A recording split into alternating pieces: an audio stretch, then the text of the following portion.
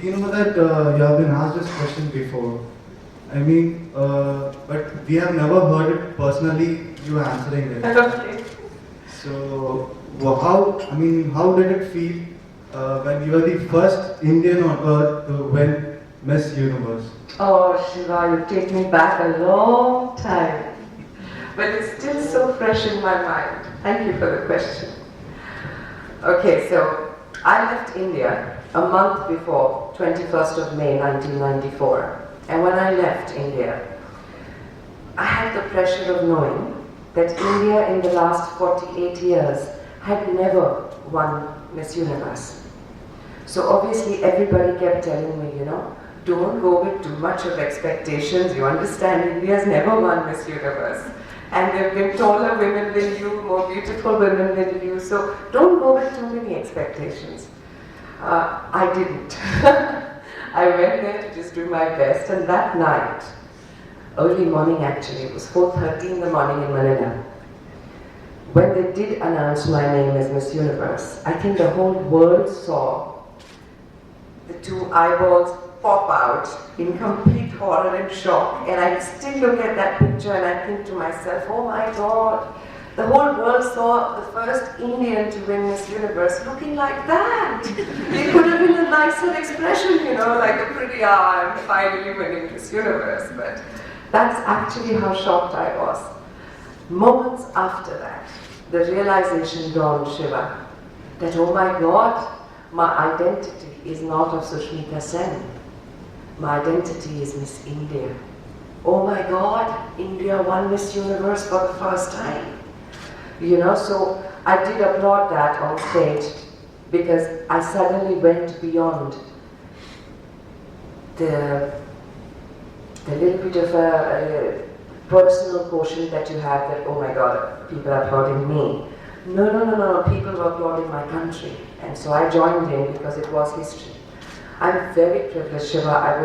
I was thrilled like a little child. And since that day, for nearly, it's been 16 years now? In 16 years, everywhere I've gone as a state delegate, anywhere in the world, including the United Nations, including in Cairo, Egypt, the 33 countries that I visited as Miss Universe, wherever you went, they would hoist the national flag, the Indian flag, in the honor of the country. Guys, I have to tell you this. Be the first or not to bring honor to your country, to know that every time you step into a room, India is celebrated. Live for that. I mean, if there's nothing else you want to accomplish in your life greater than that, because it's beyond yourself, it's beyond your family, your neighborhood, it's your greatest identity. To do something for your country and to stand up for it, you can never beat it. It's the ultimate high. For the rest of my life, by the way, I will always say Miss Universe, India's first, as my first identity, not an actor, not an entrepreneur, that, because that's what connects me. So I wish you guys this moment in time. Thank you, Shiva, very, very much. Thank you. Thanks a lot. Thanks. Okay guys, another little secret. I think you might have read it, if at all, but this is really special. You know, right, that in our lives, there's always somebody who inspires us. You have people that inspire you? Yes? Do you kind of remember what age you were when you first got inspired by someone? Very small. Very small? Yeah. Like how old? Like probably like 10 years. 10. Good. Anyone back there? I can still see you. Do you remember how young you were when you felt inspired by someone?